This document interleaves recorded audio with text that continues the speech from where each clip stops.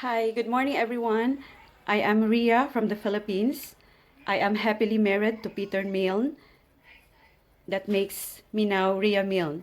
We are blessed with an amazing 4-year-old daughter, Ashley. It's a blessing to be invited here with you today to share an experience, and I decided the positive side of my story because normally in every story all we need is nothing but the triumph of light over darkness. Way back in the Philippines, I enjoyed my life as a secondary school teacher, and every day I always all in active routine, like from home to work, then work to home.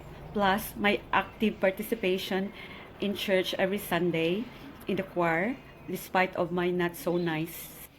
I love to laugh a lot, and I am not a warrior person.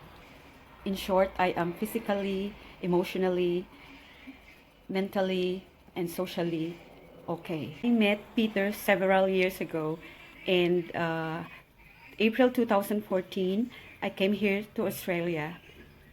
This is an incredibly beautiful country, and I thank God that I had been blessed being a mom and a wife now. This year, it was December 2019, I felt something tingling on my left side, and I felt a lump in my left breast. Well, I'm not suspecting anything ill, knowing that I am physically fit and love exercising and walking. I felt conscious with my lump, and I kept checking my breast and noticed that the lump appeared swollen and a bit painful. I told my husband about this and seek for medical help. January 11, 2020, early this year, the doctor ordered me a mammogram and a biopsy.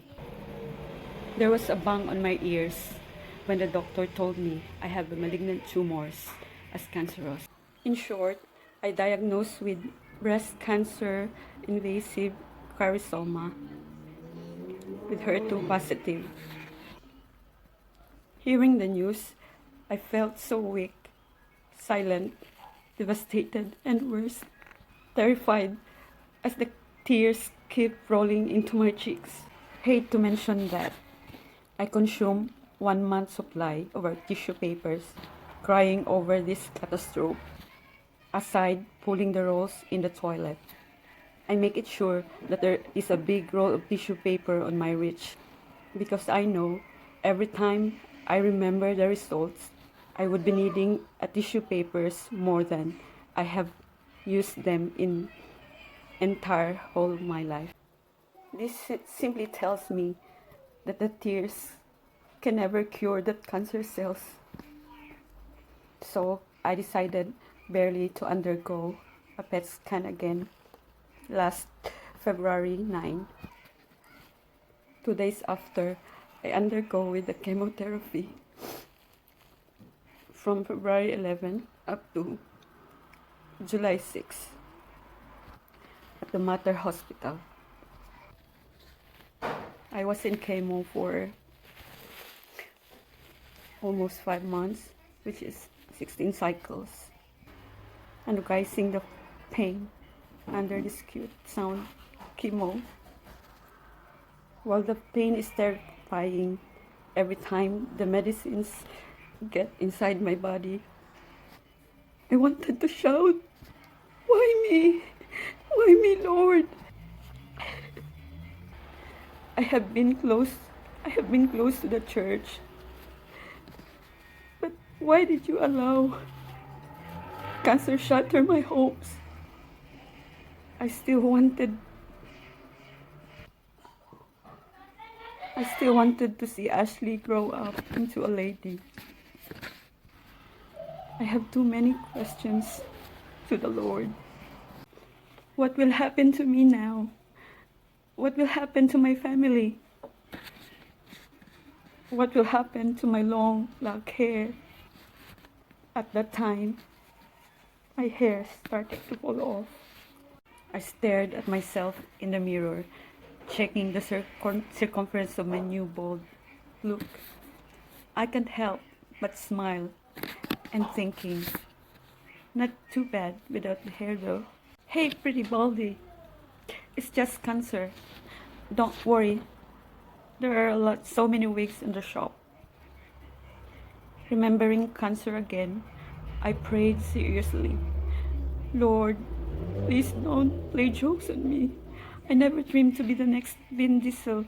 Dear friends, despite of depression, I stayed to be positive. And mind you, I continue my FB and TikToks posting. No one noticed my wigs and had cancer. We tried to invite my mom to come over here somehow to assist me, but she was not able to make it because all the borders were closed. There are many times I feel lost, like a warrior fighting a huge enemy. Another bad news distracted me when I learned that a former colleague in the Philippines is also suffering from stage 4 lung cancer. And I have seen how she was physically, mentally, and emotionally devastated by the witch enemy. I continued asking the Lord for answers and let me no choice but keep my faith stronger every passing day. It was 25th of July 2020. I was scheduled for left mastectomy. Believe me, I almost prepared to do that. I guess the Lord heard me and something heavenly happened last 13th of August. The good news was my schedule was postponed. After I was informed that there was an excellent results of my post-chemo scan. Again, I cried, but that time, it is for victory. I am so blessed being treated and cared by the group of medical team and in the hospital, and I can't help but look up in the sky and say, Lord, you are amazing. Every day is beautiful, and I have learned to look at things as a blessings that I need to take for granted. The shoes I put on my feet, the food on my plate, the shower when I take a bath, every single aspect of my life is a blessing. Lord, I just want to go back to work at New Life Thrift Shop with Jack and Laurelie.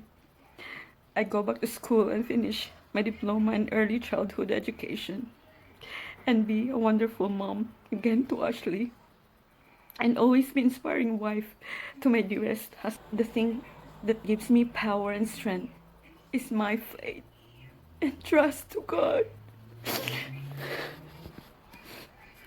Cancer can go wherever it wants. No one can stop it, neither me. But one thing, I am sure right now, I cannot take my positive attitude in my life. And above anything else, cancer cannot take my faith away. Thank you, Lord, for this early gift on my birthday. Praise be to God.